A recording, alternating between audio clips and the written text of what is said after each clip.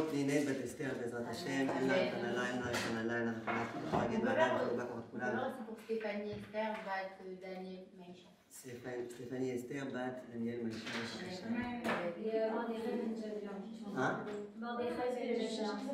ג'מילה בעזרת השם, רפנלה, אין לה רפנלה, דברים ברך, יעשו נאמר אמן. Chacun fait attention avec vos pieds s'il vous plaît. Vous pouvez même plus être tranquille avec moi. Aïe aïe aïe. Alors, shalom ouvracha. Sophia, on y va? Soulika bat Dada. Bezrat Hashem, El Narefanalo, Fala. Shalom ouvracha. J'ai le plaisir de vous retrouver aujourd'hui avec un sujet qui va être en rapport avec les parachiotes que nous sommes en train de traverser et qui va nous permettre, Bezrat Hashem, si on intègre bien l'idée qu'on va développer aujourd'hui, de pouvoir traverser la vie malgré les difficultés que quelquefois on peut rencontrer ou qu'on risque de rencontrer, et peut-être essayer de donner un sens aux difficultés de la vie, aux épreuves de la vie, et savoir comment essayer d'optimiser un petit peu tout ça. Dans le paracha qu'on a lu cette semaine, on nous parlait de Yitzhak et de Rivka. Rivka était stérile. Il est écrit dans le pasuk Vayatar Yitzhak Lachem Lenochach Ishto Ki Akara Hi. Je vous demande d'écouter bien ce que ce pasuk dit, parce qu'après je vais vous demander il est où le bug. Vayatar Yitzhak Lachem, ça veut dire que Yitzhak il a prié à Kadosh Baruch Hu. Lenochach Ishto, il a prié alors qu'il était à côté de sa femme, Rivka. Et pourquoi il a prié? Qui a Karahi? Parce qu'elle était stérile. Donc une femme stérile qui ne prie pas, il n'y a rien à faire. Question, il est où le bug ici? Il a pris pour elle. Il a prié pour elle, mais c'est pas un bug, ça se fait bien. Voilà. Bah, elle n'aurait pas prié pour elle. Hein? Elle n'aurait pas prié elle-même. Ouais. Visiblement, elle a prié elle aussi, Rivka. Yodit, elle a prié visiblement. Mais où est-ce qu'il y a un problème ici? Bravo, Sophia. Où est-ce qu'il y a un problème? Ah, pardon, j'étais pas dedans. Ah, Myriam, vous pouvez répéter la question? Bah, il a rapproché mon passé qui disait que Isaac il a prié devant sa femme parce qu'elle était stérile. Et on demande il est où le bug de la phrase. Pourquoi il prie devant elle? Ah quoi? Devant elle?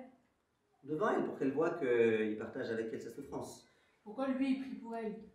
Alors que lui aussi il était stérile. C'est déjà pas mal de prier pour quelqu'un. Ouais, mais... Pourquoi il dit qu'elle était stérile et pas qu'ils n'avaient pas d'enfants tout court? Parce que lui, il pouvait avoir des enfants. Lui, il a eu des enfants avec Léa. Oui, c'est qu'elle est stérile. Ah oui, Avec... d'accord. Non, pas avec Léa. Non, je parle de Yitzhak. Parce qu'il savait que c'était elle qui était Mais non, mais Yitzhak aussi il était stérile, j'ai entendu. avant de se marier. Avant de se marier, il ne pouvait pas avoir d'enfants. Mais après s'être marié, après la Kéat Yitzhak, il pouvait déjà avoir des enfants. Il y a ici un bug. C'est quoi le bug? Pour vous expliquer le bug, je vous raconte une histoire. Une fois, j'arrive en salle de séminaire pour donner un cours. Et il y a une fille qui arrive. Vous avez déjà vu un chien qui joue à la baballe pendant une demi-heure? Oui. À la fin, il arrive. Vous avez déjà vu ça? Il y a une fille qui arrive en cours comme ça. Je lui dis, vas-y, respire. Alors je lui dis, qu'est-ce qui se passe? Et là, elle commence à me dire, j'ai failli mourir. J'allais y passer. Je pouvais même plus bouger. Même dire à prier Hachem, je ne pouvais plus. J'étais complètement immobilisé. J'ai failli mourir. Je vous promets, je vous assure, c'était la fin du monde. Personne n'était là pour m'aider. Je dis, mais qu'est-ce qu'il y a? Elle dit, vous savez, heureusement, finalement, je suis arrivé ici. J'ai eu la trouille de ma vie. Je dis, qu'est-ce qui se passe? Elle m'a dit, en bas, dans la salle à manger, il y avait un cafard. Maintenant, quel est le bug dans son histoire à elle? Mais elle a pas vraiment failli mourir, ouais. Hein? Ouais, Ouais, il y a l'histoire que c'est un cafard et qu'il n'y a qu'une fille qui peut être dans ces états-là à cause d'un cafard. Mais à part ça, il y a un... Hein? Ah, pardon. Ouais, Jérém. Non, c'est que tellement elle était paniquée qu'elle n'a pas su quoi dire ce qui s'est passé de suite, quoi. Il a fallu qu'elle reprenne ses esprits pour... Nahon, peut-être j'ai un petit peu exagéré et caricaturé la fille. Bah, des fois on est tellement dans quelque chose qui nous fait peur, on peut pas, c'est-à-dire qu'on est stabilisé par la peur qui est devant nous, c'est-à-dire que peut-être qu'elle, Rivka, elle était tellement mal de ce qui lui est arrivé qu'elle ne savait pas comment réagir. Ok, très très bien ce qu'elle dit Chirel, très très bien. Au passage, vous pouvez apprendre de cette fille-là. Moi je me rappelle que chaque année quand je venais au séminaire La Source, je devais dire aux filles, attention, quand j'arrive, vous vous calmez. Je ne suis pas un terroriste. J'arrivais en bas, et il y avait tout le monde qui criait, le rave est là, le rave est là, le rave est là. Je ne voulais même plus venir. Alors j'ai dit aux filles, vous vous calmez, ça va, tout va bien. Et cette année, je ne peux pas vous dire ça, parce que Blénara, c'est moi qui ai peur de vous. J'attends. Mais Baruch Hashem, quand le cours il commence, ça se passe bien. Il est où le bug ici, mesdemoiselles? Il y a un bug très important, écoutez bien. Pourquoi tu me dis, tu commences à me mettre le stress? Ah, mais le machin, j'ai eu peur, j'ai failli mourir, moi pour l'instant je m'inquiète, je me dis qu'est-ce qui se passe, qu'est-ce qui s'est passé, Et à la fin, il me lâche le morceau. Il y avait un cafard. Dis-moi depuis le début, il y avait un cafard, et donc j'ai failli mourir, j'ai failli ceci, j'ai failli cela. Là, demande Rabbeinu Bachye, c'est super bizarre cette histoire-là. On aurait dû te dire, regardez les amis, d'abord sachez une chose, introduction, Rivka ne peut pas avoir d'enfant. Et donc, conséquence logique, Yitzhak qui prie. C'est pas ce qu'on fait. On dit Yitzhak a prié à Kadosh Baruch Hu auprès de sa femme parce qu'elle était à Kara. Mais commence d'abord par la raison, commence d'abord, présente-moi le décor. Dans la Torah, c'est toujours comme ça. Hein? Non? Dans les psukim, ils écrivent toujours d'abord. Non, si c'était toujours comme ça, Rabbeinu Bachye ne poserait pas la question. S'il pose la question, c'est que c'est pas toujours comme ça. Alors, Bechavod et Léa. C'est Léa au fond? Ah, c'est pas Léa vous, c'est Shirel? C'est Léa? Shirel, tu où dit Shirel? Ah, vous n'écoutez pas? Si, mais. Ah, j'ai compris. Alors, regardez. On va essayer, Bezrat Hashem, d'expliquer tout ça. Mais avant tout, j'aimerais poser une autre question. Chachamim disent que quand on a un problème, on prie. N'est-ce pas? C'est un concept qui existe. Quand il y a un problème, on prie. Moi, je pose une question. C'est une question que la semaine dernière, l'une d'entre vous a posée. Je ne me rappelle plus qui. Mais c'est une très très bonne question. A priori, Akadosh Baruch Hu, c'est ce qu'il fait. Oui ou non? Oui. Donc Hachem sait très bien ce qu'il fait. S'il a décidé que telle personne devait être stérile, que telle personne devait avoir tel et tel problème, c'est qu'il doit avoir tel et tel problème. L'homme vient et il dit à Hachem, écoute Hachem, sois sympa, s'il te plaît, tu peux pas s'il te plaît revoir ta décision, réviser ta décision? C'est bizarre. Ou dans les termes qu'une des filles de la semaine dernière, si elle se rappelle Camille Siki, comme ça on lui fait un peu de pub là sur la caméra, la semaine dernière, il y a une fille qui avait posé la question, elle dit je comprends pas, alors c'est quoi la tefila? D'une part, on dit que tout ce qu'Hachem fait est pour le bien, donc ça veut dire qu'il faut que j'accepte la situation dans laquelle je suis. C'est comme ça, pourquoi je dois prier? Je dois prier pour transformer. À quoi ça sert de prier? C'est vous, Chirel, qui avez posé la question? Non? C'est pas grave. C'est quand même une bonne question. D'accord? Donc ça, c'est les questions qu'on va se poser aujourd'hui. Et Béhémet, j'aimerais qu'on réfléchisse bien, parce que c'est extrêmement, extrêmement important de comprendre tout ça. Hachem a décidé que tu ne dois pas avoir d'enfant. Qu'est-ce que tu viens négocier? Alors, il y a une femme qui va dire Hachem, écoute Hachem, alors regarde, moi je suis prête à renoncer maintenant à tout, juste donne-moi des enfants. Ça fait 10 ans qu'elle est mariée, elle n'a pas d'enfant, je suis prête à renoncer à tout. Elle vient voir Hachem et lui dit écoute Hachem, regarde, moi toute ma vie j'ai fait attention à ma silhouette, j'ai fait attention à pas trop manger, à faire des régimes, machin. C'était hyper important pour moi. Hachem, je t'en supplie, regarde, je suis prête à renoncer à ma silhouette, juste je t'en supplie, donne-moi un bébé. Hachem dit si je te donne un bébé, forcément tu vas devoir renoncer à ta silhouette. Vous avez déjà vu une femme enceinte qui est maigre? Oui, Peut-être une fourmi enceinte. Non, Alors, D'accord. En tout cas, ce que je veux vous dire, pourquoi tu négocies? Hachem, il te dit que c'est bien pour toi de ne pas avoir d'enfant pour l'instant. Alors ça va. Là, on va arriver, Bezrat Hachem, à un très très très très grand yesod. Et cette Gemara, je suis sûr que vous la connaissez toutes. Mais est-ce que vous avez déjà compris combien cette Gemara, elle était profonde et importante? Je ne suis pas certain. Et si oui, maximum, eh ben c'est bien, on fera des révisions. La Gemara pose une question très puissante. Elle dit, je ne comprends pas. Pourquoi nos matriarches étaient-elles toutes stériles? Hachem, il a créé le monde de façon parfaite. Les matriarches, elles étaient vraiment parfaites. Sur tous les plans. Plan spirituel, même plan physique, on dit qu'elles étaient très belles, en tous les cas certaines des Imaot, elles étaient parfaites. Hachem, il est capable de créer quelqu'un parfait. Pourquoi Hachem, il a fait que toutes les Imaot, l'une après l'autre, elles étaient stériles? C'est pas bizarre? C'était des épreuves parce qu'elles avaient un haut niveau. Non, C'est une grande épreuve d'être stérile. D'accord. D'accord, Dorian. Très bien. Qu'est-ce que la Gemara elle dit à ce sujet? Pas que ce que vous dit. Qu'est-ce que la Gemara elle dit? Pourquoi les Imaot étaient à carotte? Voilà. Disent Shaili et Shirel, c'est pour une raison très simple. Parce que Akadosh Baruch Hu mit ave litfilatam shel tzadikim. On va devoir comprendre cette phrase. Mais d'abord, littéralement, Hachem, il aime la voix des tzadikim. Il aime entendre quand les tzadikim ils crient. Donc Hachem, il crée un manque, de sorte à ce que le tzadik puisse prier. Et quand le tzaddik il prie, Hachem il est heureux, le tzaddik il se rapproche d'Hachem et donc il est aussi heureux. Ils ne se rendent pas toujours compte depuis le départ, mais après finalement il est heureux. Donc viennent Chachamim et disent, Akadosh Baruch Hu, il est mitavé tfilatam shel tzaddikim, et c'est la raison pour laquelle il fait en sorte que quoi? Que quoi? Les femmes soient stériles. Hein? Que quoi? Que les modes soient stériles. Ça, c'est ce que Chachamim nous enseigne. Qu'est-ce que ça veut dire? Alors maintenant, je vous demande de bien écouter, c'est là le grand chidouche de cette Gemara. Nous, qu'est-ce qu'on pense d'une façon générale? Enfin, quand on pense. Il y a des gens aujourd'hui qui pensent que c'est interdit de penser. Je ne sais pas comment ils pensent que c'est interdit de penser, mais en tous les cas, il y a des gens qui ne pensent plus aujourd'hui. Mais disons les gens qui pensent encore. Qu'est-ce qu'ils pensent? Ils pensent que comment ça fonctionne le concept de la prière. Eh bien, c'est très simple. C'est très simple comment ça fonctionne. Ah, c'est vous, Tal. Tal. Ils pensent que c'est comme ça que ça fonctionne, le concept de la tfila. Ça veut dire quoi? J'ai un problème.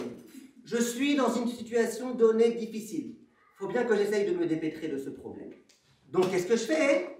Je prie. Ça veut dire, il y a un problème, vient la tfila en tant que solution. Vous êtes d'accord qu'il y a beaucoup de gens qui pensent comme ça? Ça veut dire, pourquoi? Les gens souvent ils vont te dire, on ne peut plus rien faire, on n'a plus aucun espoir, bon alors on va prier. En quelque sorte, pour beaucoup de gens, la tfila, c'est une solution à un problème qui s'appelle la difficulté, le manque de quelque chose, en l'occurrence, le manque d'avoir des enfants. C'est déjà pas mal, hein, qu'il y ait des gens qui pensent que la tfila, c'est une solution. C'est déjà pas mal. C'est quoi la différence entre un optimiste et un pessimiste? L'optimiste, il a toujours des solutions aux problèmes. Le pessimiste, il a toujours des problèmes aux solutions. Ça, vous le voyez souvent. Il y a une fille une fois qui vient me voir, elle me dit Rav, je sais pas, j'ai fait un chidour, ça fait déjà 43 fois que je sors avec lui, mais je sais pas si je me marie avec lui, je sais pas, Rav, vous pouvez m'aider? Alors je lui ai dit c'est quoi le problème? Il dit je sais pas, non, ça va. C'est quoi, il est beau, il est très très beau, d'accord. Je lui ai dit intelligent, ouais, très intelligent. Et des bonnes midotes? Ah, des midotes en or. Je lui ai dit alors c'est quoi le problème? Il dit je sais pas. Je lui ai dit mais pourquoi tu sais pas? Il me dit je sais pas pourquoi je sais pas. Je vois.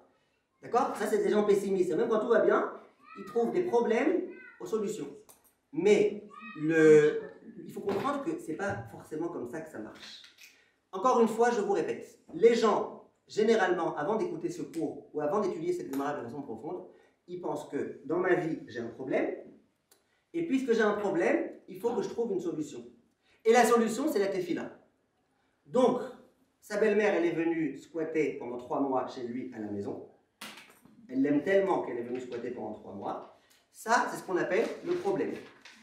N'est-ce pas? Chirel, c'est quoi la plus belle caresse d'une belle-mère? Pour une belle-fille? La plus belle caresse d'une belle-mère pour sa belle-fille, ouais. Eh bien, caresse chez elle. D'accord? Maintenant, donc il y a un problème. Il y a un problème. Non, pas tout le monde a ri parce que je vous assure qu'hier j'ai fait cette blague. Il n'y avait que des femmes mariées. Elles sont éclatées de rire. Alors maintenant, je vous pose une question. Donc il y a un problème, c'est la belle-mère. C'est quoi la solution? Hein? C'est la tfila. Tefila. C'est quoi tefila? Tu vas voir Hachem, tu lui dis Hachem, écoute, Akadosh Baruch Hu, quand on était sous la choupa, le rabbin il nous a béni qu'on soit comme Adam et Chava au Gan Eden. Adam il a vécu une belle vie au paradis. Il n'avait pas de belle-mère, d'accord? Alors qu'on soit comme Adam et Chava. Ok. Donc problème, solution. L'autre il est dans sa voiture, elle ne démarre pas, il n'arrive pas, il comprend pas sa voiture, elle ne démarre pas. Problème. C'est quoi la solution? Soit tu tournes la clé d'abord, soit t'es fila. L'autre, il a son fils qui est alcoolique. Problème. C'est quoi la solution? C'est quoi la solution? Non, mais il faut faire ses statuts aussi. Non, mais d'abord, il a son fils qui est alcoolique. Ça, c'est le problème. C'est quoi la solution, Myriam? C'est un soigné. Le visage qui est canonique. Vous n'avez pas écouté mon cours. La solution, tequila. C'est quoi tequila? Ah, non, c'est pas. Ça va pas les Ça va, c'est quoi tequila? Non. C'est de l'alcool. D'accord? Donc la solution au problème de l'alcool, tfila. Ça veut dire que nous on pense que tu as un problème, tu as une solution. Viens la Gemara, après Sophia, j'essaierai de répondre à votre question. Viens la Gemara et elle dit quelque chose de très intéressant. Elle dit, t'as rien compris du tout. Je coyard d'avoir fait l'effort de réfléchir et de penser d'une certaine façon, mais t'as rien compris. Pourquoi? Parce que, pourquoi les Imaot étaient à carottes, elles étaient stériles? Justement pour qu'elles se mettent à prier. C'est-à-dire que c'est complètement à l'envers de ce qu'on pense. Nous, on pense qu'il y a un problème, et donc la tefila, c'est la solution. En fait, c'est tout l'inverse. Puisqu'il fallait qu'il y ait une tefila, et qu'Hachem, il voulait la tefila, parce qu'Hachem, il aime notre tefila, c'est pour ça qu'Hachem, il envoie le problème. Donc complètement l'inverse. Il y a un problème, c'est qu'Hachem, il attend une tefila. Ça, c'est ce que la Gemara dit, c'est écrit noir sur blanc. Quand on pose la question, pourquoi les Imaot étaient à carottes? Parce qu'Hachem, il est mitavé et tfiatan chez le tzadikim, c'est exactement ce que ça veut dire. Maintenant, si on a compris ça, et j'aimerais, Bezrat Hachem, essayer de vous le prouver avec quelques exemples très intéressants et importants. Et si vous avez compris ça, vous allez voir comment toute la vie, elle va devenir différente. Tous les problèmes de la vie vont devenir différents, et vous aurez même une solution pour éviter les problèmes. J'ai pas trop compris. Justement, c'est ce que vous dites, c'est-à-dire que lui, Hachem, il a envoyé un problème pour qu'on prie. Oui. Du coup, c'est ce qu'on dit tout à l'heure. Non, nous on a dit que nous on pense que puisqu'il y a un problème, il faut prier pour sortir du problème. Nous on dit au contraire, la vie elle est très bien, il n'y a pas de problème, Hachem il voit que tu t'ouvres bien un petit peu, tu pries pas. Alors il va t'envoyer un problème pour que tu pries. Ok. Ah, si t'es une tzadika. Si t'es une tzadika. Ok, d'accord. Maintenant regardez, il y a une Gemara dans ma Masechet Brachot, la Gemara dit quelque chose de très intéressant. Elle dit, si quelqu'un a prié, il n'a pas été exaucé. Qu'est-ce qu'il doit faire? Bechavod, Shana, qu'est-ce qu'il doit faire? Il a prié, il n'a pas été exaucé. Il continue à prier. Très bien, il continue à prier. Pourquoi il continue à prier? Eh bien, on le déduit d'un pasouk. Il est écrit dans le pasouk qu'avait El Hashem Chazak V'Yamet Libera et beaucoup d'espoir en Akadosh Baruch Hu. Qui connaît la suite du pasouk? Qu'avait El Hashem Chazak V'Yamet Libera. Vekave la Doshem, voilà. Vekave el Hashem. Ça veut dire quoi? T'as prié, t'as espéré, t'as pas été exaucé, et ben à nouveau, Kave el Hashem. Continue à rêver, continue à prier, continue à espérer. Ça c'est ce que le pasuk dit, ce que la Gemara dit. Maintenant, moi j'ai une question. Chirel, moi j'ai une question maintenant, une très grande question. A priori, c'est bizarre cette histoire-là. C'est très bizarre. Pourquoi? Moi, j'ai déjà dit à Hachem ce que je voulais. Ouais, Rachel, c'est comme Hachem ne connaît pas. Moi, j'ai dit à Hachem ce que je voulais. C'est que je lui ai dit une fois. Alors, Hachem, il n'est pas sourd. Hachem, quand je lui parle une fois, je crois qu'il a bien compris, qu'il a bien entendu. Donc, Hachem, il a entendu ce que j'avais à lui dire. Bon, toi, tu viens et tu répètes. Et tu répètes. Alors, ça veut dire, tu viens le matin, Shacharit, Hachem, donne-moi s'il te plaît la parnassa. Tu reviens à Mincha, Hachem, la parnassa. Tu reviens à Arbit, Hachem, la parnassa. Ça fait 40 ans que tu pries, tu n'as toujours pas la parnassa, tu n'as pas un sou, tu n'as pas un rond. Qu'est-ce qu'elle vient la Gemara? Elle te dit, prie encore une fois. À quoi ça sert? C'est quoi le but? Hachem, il est au courant. J'allais même dire plus que ça. J'allais même dire que c'est un peu lourd. Vous connaissez les gens qui viennent tous les jours, dis-moi, t'as pas 100 balles? Tu lui dis, non, j'ai pas sur moi, j'ai que à la maison. Ah bien, je t'accompagne à la maison, tu me les donnes. Non, ça va, c'est tranquille. Demain, on verra. Demain, il vient, t'as pas 100 balles? Il dit, non, j'ai pas. Au bout de 5 minutes, il revient, t'as pas 100 balles? Je t'ai déjà dit que non. Moi, je sais pas, peut-être qu'en attendant, tu l'as eu. Dis-moi, t'as pas 100 balles? Bon, lui, vraiment, il s'emballe. Bah, on va tellement le saouler que la personne a tellement vous saouler au final que vous allez donner les 100 € pour qu'elle vous laisse tranquille. Alors, peut-être, mais peut-être que j'aurai une autre solution. Au bout d'un moment, je vais lui dire, écoute, Yawili, la prochaine fois que tu me demandes si j'ai 100 francs, je te casse la figure. Et lui, il va me dire, dis-moi, t'as pas 1000 francs? D'accord? Maintenant, ça, c'est les gens noudnikim qui viennent, qui répètent, qui re-répètent. Eh bien, si vous vous apercevez pas, c'est ce qu'on fait dans la tefila. On vient 3 fois par jour, les mêmes requêtes, les mêmes demandes. Hachem, s'il te plaît, Hachem, s'il te plaît. Hein? C'est pas la même chose, c'est notre père. Il a fait. Si un enfant il demande 20 fois à ses parents il comprend que c'est vraiment important pour lui. Donc Il a fait. Mais à part ça, parce que son père, il a compris. Même vos parents, je ne sais pas combien c'est des anges, mais j'imagine qu'au bout d'un moment, votre père, il va vous dire, Shana, écoute, ça fait 40 000 fois que je te dis que je ne te donnerai pas 1 million tous les mois. Tu peux arrêter de me demander? Même si c'est un an, je crois qu'il vous le dira. Mais c'est que c'est pas Mais on est des humains, Hein? c'est pas la même pour échelle. nous, ça jamais C'est que c'est pas bon pour nous. Voilà. Alors si c'est pas bon, alors si c'est pas bon, Shalva, si c'est pas bon, lâche l'affaire. On sait pas, mais on sait pas. Oui, on sait pas que c'est pas On bon. sait pas, mais vous savez qu'Hachem il a retenu votre requête. Quand vous l'avez demandé une fois, Non, ça suffit. Mais non, En général. Peut-être qu'il va pas nous la donner maintenant. Hein? Peut-être qu'il va pas nous la donner maintenant. Ok, mais votre requête de maintenant elle pourrait aider pendant 2 mois. Bah non, de temps répéter. Bah Non, mais si. si on demande, C'est la question, pourquoi on n'a pas, on demande. Bah c'est justement notre requête, elle peut aider quelqu'un d'autre comme elle peut nous aider dans 2 mois. Voilà. Donc c'est la peine de répéter tous les jours. Non, Bah mais si, des fois- justement. Attendez, Ouais, mais attendez, non, attendez, des fois, je attendez. veux pas qu'on prenne une seule fois. Et après, Attendez, on fait la attendez, chose. attendez, regardez. Que Vous, ce soit- vous allez voir les directrices de la source. Vous dites, écoutez, on aimerait absolument qu'à part le masgan qu'il y a là, qu'il y ait aussi un autre masgan ici. En l'honneur du Rav, qu'il arrête sans arrêt de transpirer. D'accord? Maintenant, vous voyez que les directrices... Alors, il y a deux solutions. Soit elles vous disent, ok, je vais réfléchir. Traduction, laisse tomber. Soit elle va vous dire, ok, voilà, je note dans mon cahier, Bezrat Hashem, je note, voilà. Tous les 3 jours, quand elle te voit, elle te dit, ouais, je suis en train de penser au masgan, comment on va faire pour acheter? Là, tu comprends qu'elle est en train de réfléchir à ça. Elle va pas faire la lourde tous les jours. Alors, la clim, hein, non? Ouais, pourquoi pas? Non, vous allez pas faire ça. C'est ce qu'on fait avec Hachem. Alors, c'est quoi l'idée, oui?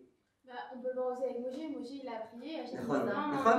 Eh ben, on va poser la question. Et à la fin, il lui a dit si tu en rajoutes encore une, Voilà, bah je change je vais dire oui alors que j'ai pas envie. Il a arrêté. Donc, il a dit lâche-moi. Au final, on voit Donc, que. vous voyez qu'à un moment, Hachem, il dit Moshe, lâche-moi. il a pas lâché, et après, à la fin, il a dit. Nachon. Aujourd'hui, ça marche. Nachon. Alors, la question, c'est pourquoi? Pourquoi Hachem, il n'est pas capable d'enregistrer nos demandes au bout d'une fois? En quelque sorte. Hein. Ouais, mais j'aimerais avancer un petit peu. Venez, je vous pose après d'autres questions. Et vous pouvez. C'est important, dites-moi. Alors regardez, laissez-moi s'il vous plaît juste avancer un petit peu parce que vous allez voir des idées très intéressantes aujourd'hui. Bien Chachamim et disent, et bien c'est ce qu'on vient de dire. Si on concevait que la tfila c'était la solution à un problème, donc moi j'ai un problème, je viens voir Hachem, je lui dis écoute Hachem, il y a un problème là, regarde, j'ai un problème, j'ai pas de parnassage, j'ai pas de machin, Hachem s'il te plaît. D'accord? Et une fois qu'Hachem il a dit ok, j'ai entendu la requête, et ben on devrait se dire ok ça va, il va y réfléchir, le jour où il faudra, il le fera. Mais c'est pas ça la tfila.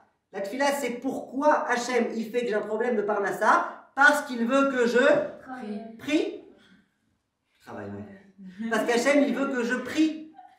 Maintenant, écoutez bien, ça fait 40 jours, Perek Shira, 40 jours que j'ai prié, et j'ai toujours mon même souci de parnassa, encore pire. Qu'est-ce que ça veut dire? Alors, ça peut vouloir dire plein de choses. Ça peut vouloir dire que c'est pas pour mon bien, ça peut vouloir dire qu'Hachem il m'éprouve, comme vous avez dit tout à l'heure. Mais qu'est-ce que ça peut dire aussi? Qu'Hachem il attend encore une fila.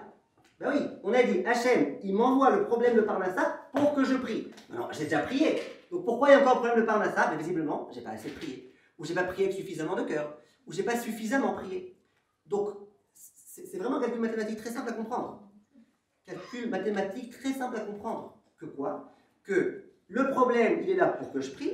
Donc justement, alors moi je vais poser la question, pourquoi tu répètes 3 fois? Parce que c'est Hachem qui veut. Si Hachem, il me montre le problème, égal, il faut que je prie. On continue un petit peu, s'il vous plaît, avec encore un autre exemple. Les Bnei Israël sortent, Chirel, les Bnei Israël sortent, les Bnei Israël sortent d'Égypte. Ils ont vu des tonnes de miracles dans le désert, partout. D'un coup, il y a Amalek qui vient et qui s'en prend au clan d'Israël. Demande Chachamim, c'est quoi cette histoire de Amalek qui s'en prend au Ham Israël? Bizarre, non? Pourquoi? On dit que le Ham Israël était fort, il venait de sortir d'Égypte, il était hyper puissant, tout le monde avait peur de lui. Vient Amalek, une petite peuplade, et il s'attaque au clan d'Israël. Vient le Midrash et il explique. Il dit, vous savez pourquoi? Et il donne une parabole, une histoire. Il dit, une fois, il y avait un petit garçon qui marchait avec son père, comme ça, tranquillement dans la rue. Et il y a un chien qui vient et qui aboie. Waf, waf, waf, waf. Maintenant, si avec un cafard, la fille, elle était comme un chien, vous vous rappelez du début du cours? Avec un chien, hein, la fille était comme le bébé était comme un cafard. Le père, il était hyper angoissé, qu'est-ce qu'il fait? Il prend son fils sur les épaules. Et il commence à s'éclater avec son fils. D'accord? Si vous avez un fou rire, c'est pas grave. Si moi j'ai un fou rire, plus de cours. D'accord? Et le père, il vient avec son fils, à cheval gendarme, il se promène avec son fils comme ça, tranquille. Au pas, au trop, ok. Et le fils est tout content, tout content, tout content. Et le chien, il peut rien faire. Le fils, il est sur les épaules de son père. À un moment donné, dit le Midrash, il y a un passant comme ça qui passe dans la rue. Alors, le fils qui est sur les épaules de son père, il dit, dis-moi, t'as pas vu mon père par hasard? Il regarde. Tu me parles du cheval? Non, non, de mon père. Et à ce moment-là, il dit, son père, il dit, mais je suis là. Je suis un cheval, moi je suis ton père. Et le père, il est tellement fâché. En plus, c'était le type genre hyper susceptible et tout. Qu'est-ce qu'il fait? Il dit à son fils, écoute, voilà, je t'ai mis sur les épaules pour te protéger. Tu n'es même pas conscient que tu es sur moi, je te repose par terre. Il y avait le chien qui était là, et je vous promets qu'il va avoir un mal de chien. Il va même se noyer parce que c'était un pékinois. Maintenant, le problème qu'il y a, c'est quoi? Le problème qu'il a, c'est quoi? C'est que, dis que l'Israël, c'est pareil. Am Israël, il est sorti d'Égypte. Par le mérite de quoi Am Israël est sorti d'Égypte, Rachel? Par le mérite de quoi Israël est sorti d'Égypte? Ouais, plein de choses. Hein? Ouais, des femmes. Les femmes, elles sont là partout. Mais à part ça, parce qu'ils ont prié. Vaïtzakou et Hachem, ils ont prié. Donc ils sont sortis d'Égypte. Ils sont sortis d'Égypte grâce à la prière. Oui? Comment la mer, elle s'est fendue en deux, Chirel? Oui? Mon cher Benou, quoi? Mon cher Rabbeinu, le clan d'Israël, il s'est mis à prier. D'accord? Le clan d'Israël, il s'est mis à prier. Le clan d'Israël était face à la mer. Mon cher Rabbeinu, il dit à Kadosh Baruch Hu, s'il te plaît, fais quelque chose. Et à ce moment... Oui, grâce à la prière. D'accord? Vous avez peur que si vous enlevez le masque, peut-être elle va tomber? D'accord? Comme ça. Ok. Alors, comme ça, il y a écrit dans Chazal. Donc écoutez bien, le clan d'Israël, toutes les réussites, c'est grâce à la prière. D'un coup, ils arrivent dans le désert, tout va bien, il n'y a pas de problème, ils arrêtent de prier. Et là, dit le Midrash, Akadosh Baruch Hu dit au clan d'Israël, ah, t'arrêtes de prier, genre t'es sur les épaules de ton papa, tout va bien, t'oublies que ton papa est là, t'oublies de t'adresser à ton papa, qu'est-ce que tu crois? Et c'est là que Amalek va venir. Et le Midrash, il dit, à ce sujet, il est écrit. Il y a un passouk dans lequel il est écrit dans Shir HaShirim, qui colère à rêve, Hachem, il s'adresse à l'assemblée d'Israël. Et il dit, ta voix, elle est douce. Ta voix, elle est douce. J'attends la suite, Shaili, s'il vous plaît. Qui colère à rêve. Non. Qui connaît la suite du passouk? Qui colère à rêve. Naomi. Qui colère à rêve. Oumar Navé. Il y a écrit dans Shir HaShirim. Ta voix, elle est agréable. Oumar est ton apparence. Navé, c'est celle d'un navet. Tu as une tronche de navet. C'est écrit, non? Non, navet, ça veut dire elle est belle. Tu as une belle apparence. Hachem, il s'adresse au clan d'Israël et il dit, vous êtes beau. Et j'aime votre voix. Viens à Kadosh Baruch Hu ici, vous arrêtez de prier. Je vous envoie à Amalek. C'est exactement la même histoire. Qu'est-ce qui se passe? Toi, tu crois que ça y est, tout va bien, tu n'as plus besoin de prier? On t'envoie le problème. Parce que le problème, c'est une façon de quoi? De t'inviter à prier. Donc c'est pas, il y a un problème, donc il n'y a pas le choix, Hachem il veut que je prie. Non, c'est Hachem, il a envoyé le problème pour que tu pries. Je vous donnerai d'autres exemples dans une minute, mais juste j'aimerais ne pas oublier d'avoir répondu à la question. On a posé une question. C'est quoi la question? On a dit pourquoi on a dit au tout début que Yitzhak a prié, et c'est qu'ensuite qu'on te dit, tu sais, il y avait un problème. C'est que Rivka, elle était stérile. 10 Rachamim, parce que si on t'avait dit, tu sais, Rivka est stérile. Et donc, Yitzhak a prié. Nous, on croirait quelque part dans notre vie que quand il y a des problèmes, on prie. Mais que quand il n'y a pas de problème, c'est pas la peine de prier. Viennent Rachamim et disent non, l'essentiel c'est Vayatar Yitzhak Hashem. L'essentiel c'est Yitzhak qui prie.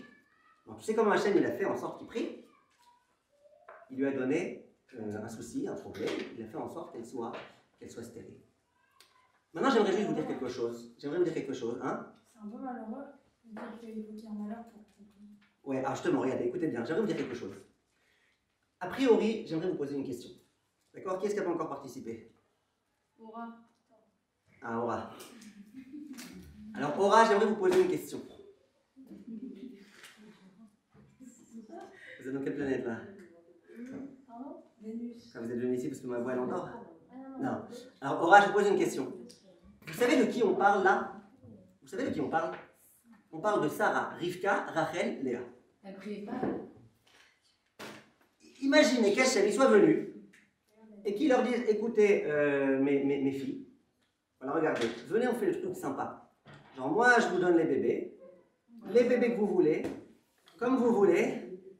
Ah, ça c'est Léa. D'accord? Les bébés que vous voulez, comme vous voulez. Je vous donne autant de bébés que vous voulez. Je vous donne autant de bébés que vous voulez. Mais une chose, je vous en supplie. Tous les matins, vous ouvrez votre Patach Eliaou et vous faites Shacharit.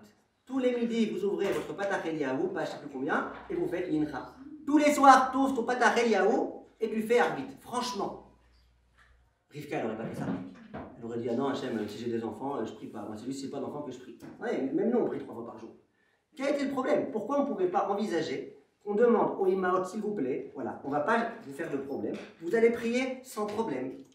Alors, Bechavot, qu'est-ce qu'il y a la réponse? Une réponse. C'est pour une réponse. Je n'ai pas compris la question. La question, c'est pourquoi, qu'est-ce que la Gemara elle dit? Elle dit, Hachem, il leur a envoyé des problèmes pour qu'elle prie. Comme si elle n'était pas capable de prier sans problème. C'est la question. Les Maot Akdoshot, elle pouvait prier même sans problème. C'est pour nous. Mais le truc, c'est que quand il nous arrive rien dans notre vie, on a tendance à oublier le fait de remercier Hachem. On est là. Mais c'est les Maot là. Mais si Oui, elle mais je pense répond, que oui, et je pense qu'elle remercie Hachem, mais pas autant que quand on a des épreuves. Je pense que c'est tout le monde qui est comme ça. Ok. c'est pour notre- Vous avez raison, je vais dire ce que vous dites. C'est pour Si vous voulez vous répéter pour que tout le monde entende. Hein? Tiens. C'est pour nous montrer que y a pas que les Rishaïm qui ont des épreuves. Elle était sadiquette, pourtant elles ont des épreuves. On aurait pu penser que dès qu'on fait une erreur, Ouais, vous ne répondez pas à ma question. La La Gemara, elle dit pas ça. La Gemara, elle dit pas on les a esquintés, massacrés, les pauvres, pour que tout le monde apprenne que les tzadikim ils se font massacrer. C'est pas ce qu'il y a écrit. Il y a écrit ils ont eu des épreuves parce que Hachem il voulait entendre leur voix. Ça veut dire que Hachem il a pensé que si il leur envoyait pas d'épreuves, il n'y aurait pas eu de voix. Je pense que la réponse. C'est pour les générations. Ouais, vous dites ce qu'elle dit Audit.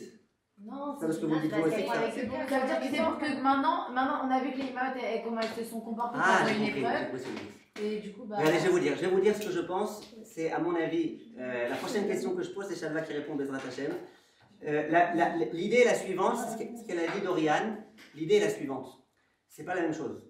Quand tout va bien, et qu'on te dit mais vas-y prie quand même. Alors l'autre Shachar Ibn Kharam, paf, il ferme son sido et puis il s'en va. Et entre eux, quand il y a vraiment un manque, et tu sens qu'il y a un manque, et tu as vraiment besoin qu'Hachem t'aide. Tu peux être les Imaot Akdoshot, ça change strictement rien. Quand tu sens qu'il y a un manque, la tefila est beaucoup plus profonde. J'aimerais vous raconter une histoire. Il y avait, c'est l'histoire que j'ai lue dans le feuillet du Rabbi Derman, il raconte l'histoire suivante. Il y a un couple qui était marié depuis des années et des années à Jérusalem et qui n'avait pas d'enfants. Ils étaient presque désespérés, mais ils ont dit bon, on va quand même aller voir le plus grand médecin.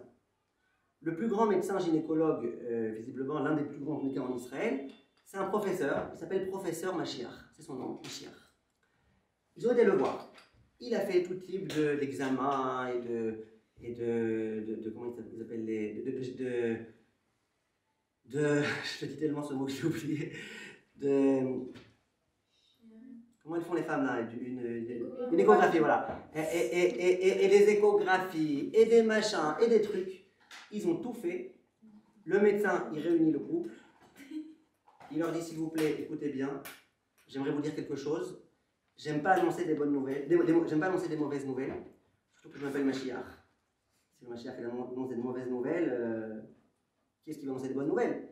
Il dit mais je vais vous dire, c'est fichu. Plus aucune possibilité. Vous n'aurez pas d'enfant. Il y a Alpiderech Hateva, il y a 0,0000% que vous puissiez avoir des enfants. Il n'y a rien du tout. Alors, eux ils ont voulu lui dire mais si. Mashiach, mais si. D'accord? Mais si, on va avoir. Non, il n'y a pas. Ils ont été voir Ephraim Kanievski. Ils se sont dit, qu'est-ce qu'on va faire? Si le grand médecin ne peut pas nous aider, peut-être le grand de la génération, il va nous aider. Ils ont été voir le Rav, ils lui ont dit, écoutez, Gvodara, voilà, écoutez bien l'histoire. On n'a pas d'enfant. Visiblement, on n'aura pas d'enfant. En tous les cas, c'est ce que prédit professeur Mashiach Laziz. On ne sait pas quoi faire. Le Rav Kanievski, je ne sais pas exactement dans les mots ce qu'il leur a dit, mais il leur a laissé entendre que bon, s'il n'y a pas, il n'y a pas. Qu'est-ce que vous voulez qu'on fasse? Accepter la situation. Il a prié pour eux. Mais il a dit, bon, s'il y a 0%, il y a 0%. Ils ont quitté le Ephraim Kanievski. Ils ont été au Bet Knesset, qui est juste à côté du Ephraim Kanievski. Comment il s'appelle? Lederman. Là où le Ephraim Kanievski il prie tous les matins. Et le Bet Knesset était vide. Il n'y avait que lui et Hachem. Il s'adresse à Hachem et il dit, Hachem, écoute Hachem, voilà, moi je suis venu au Bet Knesset. Je sais très bien Hachem dans ce Bet Knesset qu'il n'y a ni professeur Mashiach, ni Ephraim Kanievski, il n'y a rien, il n'y a personne. Il y a toi et moi. Et je suis conscient, Hachem, que personne ne peut m'aider. Tu vois bien, professeur Mashiach ne peut plus m'aider. Raphaël Kansky, il a baissé les bras. Il n'y a que toi, Hachem, qui peut m'aider. Je t'en supplie, Hachem, aide-moi. S'il te plaît, Hachem, aide-moi. Hachem, je t'en supplie, aide-moi. Il a pris de tout son cœur, de toutes ses larmes, de tout ce qu'il pouvait. Au jour d'aujourd'hui, c'est une histoire qui est montée il y a 15 ans, un truc comme ça. Cet homme-là, il a 9 enfants. 9 enfants. Mais c'était une prière. Je vous raconte une autre histoire. Il y a un élève que je connais très bien. Il a perdu son père et sa mère peu de temps après. C'est très difficile pour lui. Et quand j'ai été lui rendre visite, à ce moment-là, il m'a dit, regarde, j'aimerais te raconter un petit peu comment ça s'est passé. Il me dit, on m'a annoncé que ma mère elle était gravement malade et qu'elle était sur le point de mourir. Moi, je n'étais pas au courant avant. On ne m'avait rien dit, rien n'était annoncé. Il dit, ma mère, elle était en France. Moi, il me dit, elle a écouté les mots qu'il me dit. Il me dit, je te promets. J'ai été sur le tombeau de Rav Ovadia Yosef. J'ai été sur le tombeau de tous les tzadikim. Et j'ai prié. Et là, écoutez ce qu'il me dit, c'est un homme qui a 50 ans aujourd'hui, quelque chose comme ça. Il me dit, je crois que c'est la première fois de ma vie que je prie. Il a 50 ans, c'est un Haredi. Il prie tous les jours, 3 pilotes par jour. Shabbat 4, Kippour 5. Il me dit, c'est la première fois de ma vie que j'ai compris c'était quoi prier. J'étais tellement en train de dire, Hachem, il n'y a que toi, c'est tout, c'est toi. Toi, tu peux, s'il te plaît, Hachem, je tiens à ma mère, je viens de perdre mon père, fais quelque chose. Et il me dit, et ça valait beaucoup ça. C'est vrai que ma mère, elle est morte. Mais ça valait beaucoup cet instant-là, dans lequel j'ai compris c'est quoi une tefila. Quand Hachem, il envoie des épreuves, ça peut être plusieurs choses, des épreuves. Ça peut être soit des épreuves sur le mode épreuve, sur le mode épreuve, mais ça peut être autre chose. Hachem, il a tant compris. Combien il a tant compris? Il a compris du fond du cœur, en comprenant qu'il n'y a que toi, Hachem. Il n'y a que toi qui peux aider. S'il te plaît, Hachem, aide. En comprenant ça, on peut comprendre une Gemara très belle. Il y a une Gemara dans la Sechet Ta'anit qui dit qu'on était en plein hiver, il n'y avait pas de pluie. Ça vous rappellera des souvenirs. Non? En hiver, là, on se prend en été. Et les tzadikim, ils ont commencé à prier. Pourquoi? Quand il n'y a pas de pluie, c'est dangereux. L'agriculture, elle est en danger, tout est en danger. Ils ont commencé à prier. Il y a un Rav qui est venu, il y avait tous les juifs qui se sont rassemblés. Le Rav, il commence à prier de toutes ses forces, toutes ses énergies, de tout son cœur, de toutes ses larmes, de tout ce qu'il peut. Pas une goutte de pluie. Rien. Zéro. Il dit, bon, je baisse les bras, je sais pas. Ravot, toi, Vod Arabe, peut-être que toi, tu arriveras à convaincre Akadosh Baruch Hu. Il y a un autre Rav qui vient. Il met la tête sur sa tête. Il commence à se balancer. Il commence à prendre sa respiration. Tac! Des cordes et des cordes et des cordes. La pluie autant que vous voulez. Énormément de pluie. Ne me dites pas c'est parce qu'il chantait faux. Il n'a même pas encore ouvert sa bouche. Et là, tout le monde a dit, bah, qu'est-ce que t'es fort, toi? Ouh, toi, t'es un tzaddik gamour, toi. T'as même pas ouvert la bouche, Hachem il répond, non, on s'est tué, on s'est égosillé, on s'est esquinté, pas une goutte. Toi, t'as... Et là, le Rav, il se met à pleurer. Mais qu'est-ce que tu fais? Tu niques le ciel, toi aussi, tu te mets à pleurer de pleurer à verse, qu'est-ce qui t'arrive? Il dit, vous croyez que je suis tzaddik? Mais j'ai peur qu'au contraire, je ne sois pas tzaddik du tout. Je dis, mais pourquoi t'es pas tzaddik du tout? Pourquoi t'es si pessimiste que ça? Tu vois bien, à peine tu as ouvert la bouche pour respirer, regarde ce qui t'arrive. Et là, le Rav, il dit, je vais vous dire, c'est pas sûr du tout qu'Hachem il aime la tefila. Il dit, je vais vous prouver la chose. Et là, il va prouver la chose. Si vous voulez que je vous explique ce qu'il a raconté avec un exemple un peu parlant, je vais vous raconter. J'étais en tournée avant le coronavirus. J'étais en France, dans une synagogue. Je devais faire un Dvar Torah à des femmes. Maintenant, évidemment, qui? Il faut oublier qui. Maintenant, donc comment c'était? Il y a l'entrée de la synagogue. Il y a une salle comme ça dans laquelle il y avait un buffet, un magnifique buffet. Ça remarque, c'est pas moi qui l'ai payé, donc il était très bien. Et la synagogue.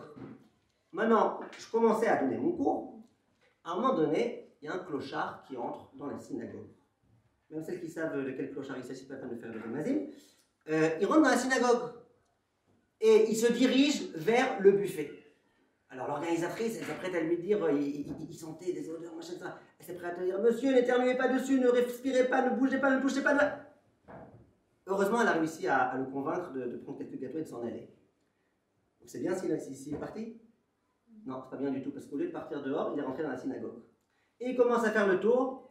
Mesdames, aidez-moi. Mesdames, non, moi je suis en train de parler, je fais mon cours. Mesdames, aidez-moi. Mesdames, aidez-moi. Il fait le tour de la synagogue. Mesdames, aidez-moi. Mesdames, aidez-moi. Non, moi j'attendais qu'il respire entre deux Madame, aidez-moi pour essayer d'en placer une. Et Madame, aidez-moi. Madame, aidez-moi. Il arrive devant moi. Madame, aidez-moi. Je dis non, moi c'est monsieur. Ah d'accord, monsieur, Madame, aidez-moi, s'il vous plaît, aidez-moi, aidez-moi.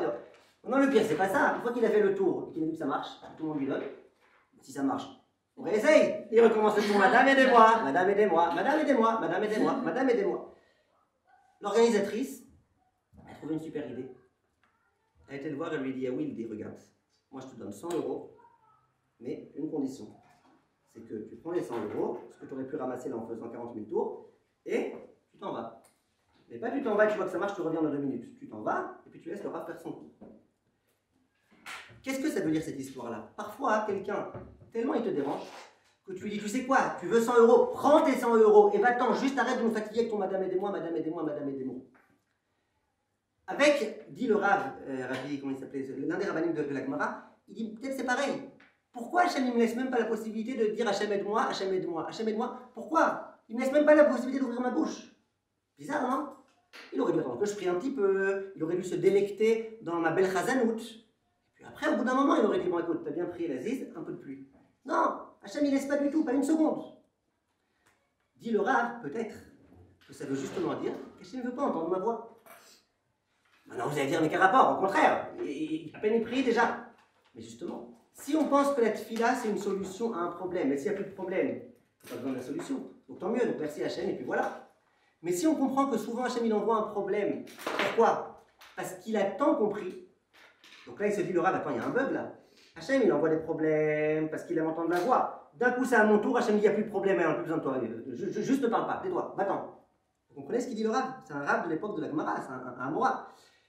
On voit de là que l'équation elle est très clairement établie. Akadosh Baruch Hu, qu'est-ce qui se passe? Il aime entendre notre voix. Il adore entendre notre voix. Et il attend qu'une chose, c'est que sans arrêt, on parle et qu'on demande et qu'on redemande et qu'on redemande. Le problème, c'est qu'il y a des gens qui ont une grave maladie. Cette maladie, elle s'appelle « on ne veut pas déranger Hachem ». Vous connaissez cette maladie? Ça veut dire, imaginez, je prends un exemple au hasard, vous êtes dans votre cuisine, vous voulez faire des blancs en neige.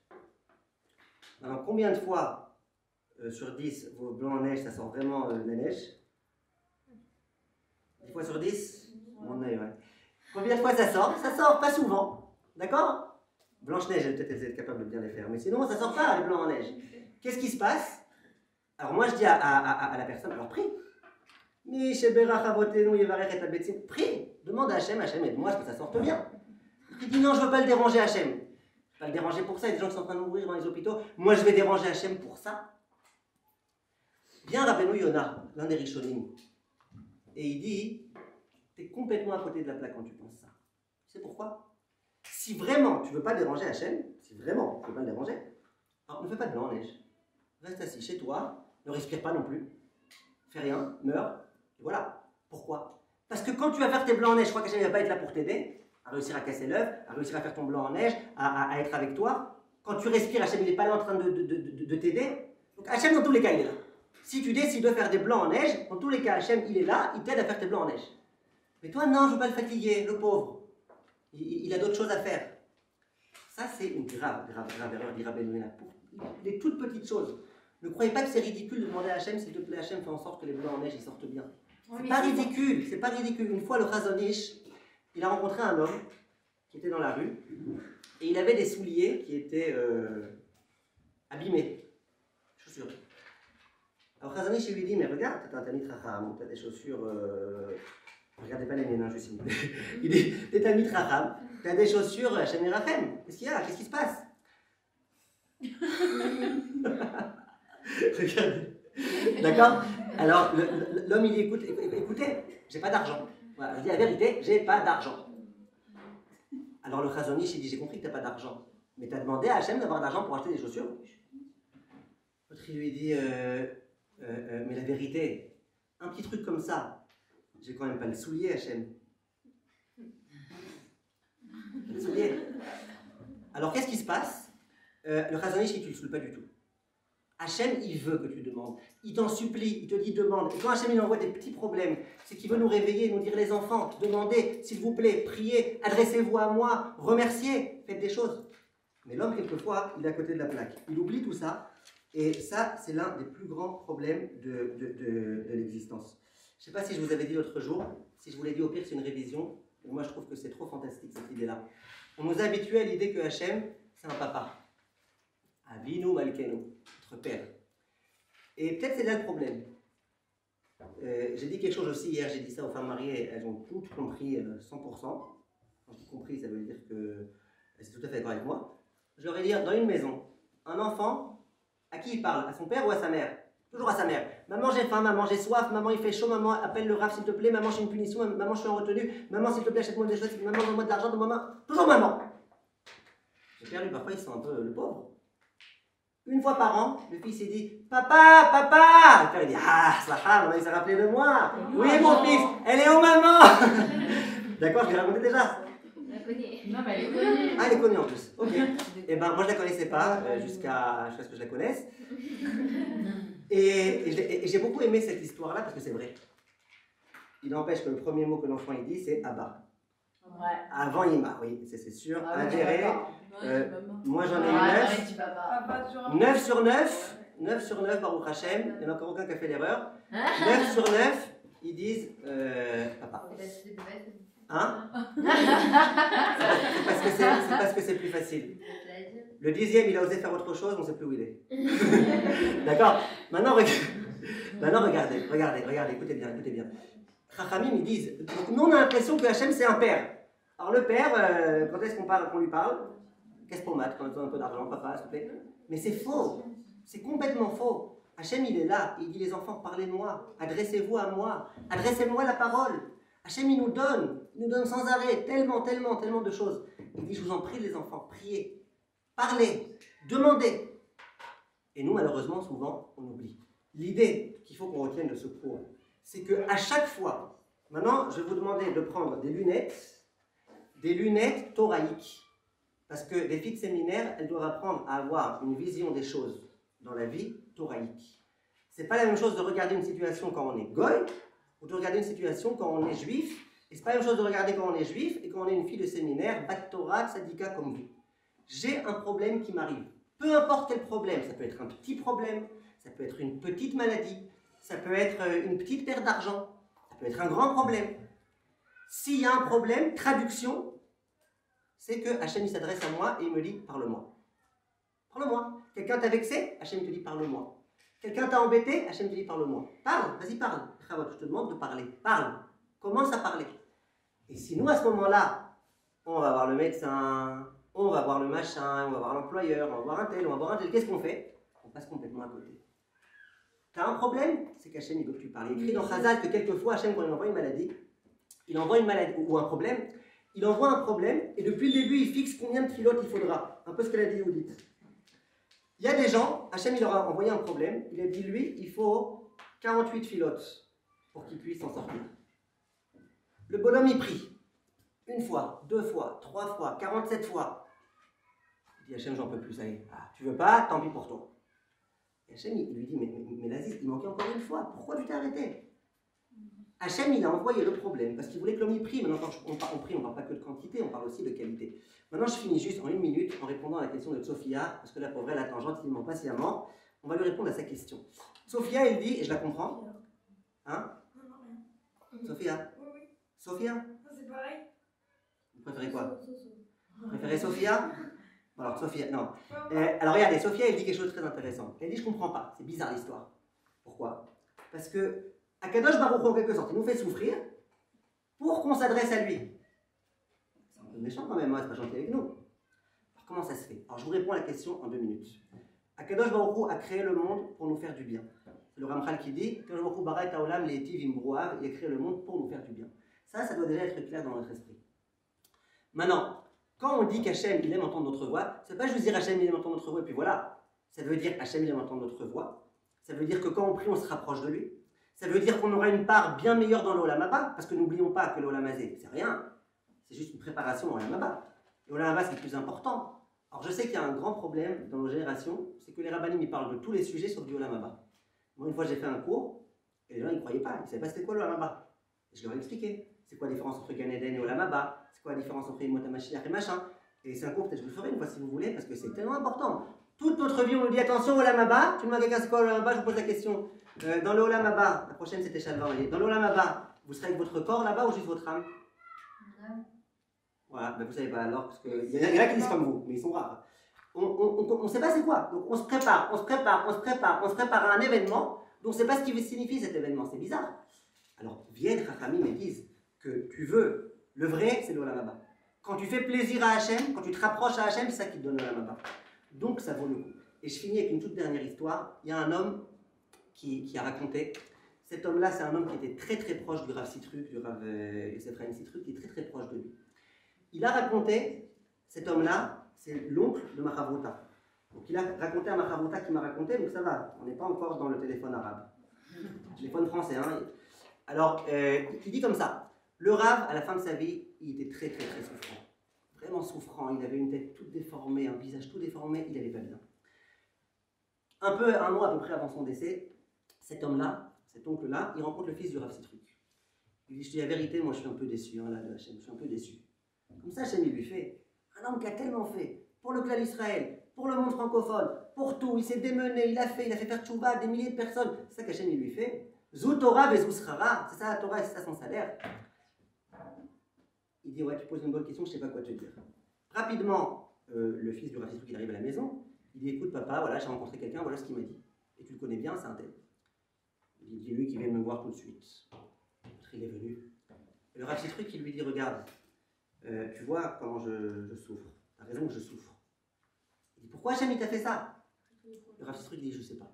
Voilà, je te dis la vérité, je suis franc avec toi, je ne sais pas, je ne peux pas savoir tout. Il dit, mais j'aimerais te dire une chose. Et tu me crois, s'il te plaît. J'ai jamais de ma vie été aussi proche d'Hachem que ce que je suis maintenant. Il dit, avant j'étais beau gosse, j'allais, je prenais l'avion, je donnais des cours et des conférences et des trucs et des machins, etc. Dans le monde entier, tout allait bien, je courais, je fonçais, je sautais. Il dit, mais j'étais loin d'Hachem. Pourquoi j'étais loin? C'est un petit truc, hein, loin pour un petit truc, c'est peut-être...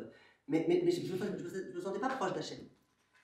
Il dit, depuis que j'ai cette maladie, et que pour faire un pas, il faut faire un effort. Pour respirer une respiration, il faut faire un effort. Pour lever la main, il faut faire un effort.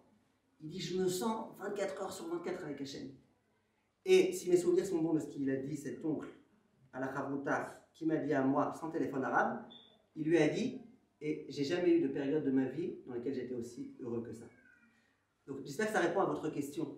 Nous, on a l'impression, ah mais le pauvre. Ouais, le pauvre. Mais n'empêche, tu peux avoir un sentiment de connexion à Hachem qui vaut tout. Qui vaut plus que tout ce monde-ci. Vous avez dit, il n'y a pas de tefila comme quand quelqu'un mange, quand quelqu'un va être triste. C'est moi qui ai dit, c'est Dorian qui a dit. Je l'ai dit voir. Ça va, vous ouais, alors C'est malheureux quand même. Ouais, c'est malheureux, mais je vais vous dire pourquoi c'est malheureux. Quelqu'un qui pendant 12 ans n'a pas d'enfant, au bout de 12 ans il a un fils, il explose de joie. Quelqu'un qui pendant 12 ans a des enfants, il en a 12. Après, il a un 13e fils. Ouais, d'accord, encore on ne va pas dormir, machin. Vous voyez, c'est triste soit comme ça. Au contraire, on devrait dire, à 13 ans, tu as eu des enfants, remercie Hachem. Mais c'est comme ça la vie. Alors, ceux qui envoient de là, ils se posent des questions. C'est quoi? Ceux qui envoient de Israël, ils se posent des questions, alors. C'est très bien. Tzipia, elle a posé une très bonne question. Alors, je vous dis en un mot, la Gemara, elle dit que c'est bien que l'homme y prie avant d'avoir des épreuves. Ah non, on ne sait pas quand on va avoir des épreuves. Donc, en fait, la Gemara, elle dit, prie tout le temps. Pourquoi c'est bien de prier avant d'avoir des épreuves? Le Harvey Nachal, il explique. Il dit parce que pourquoi Hachem il t'envoie des épreuves? Pour que tu pries. Mais si toi tu dis à Hachem, même sans épreuve, je prierai, avec tout mon cœur, avec tout mon machin, ben du coup t'évites des épreuves. Chazak.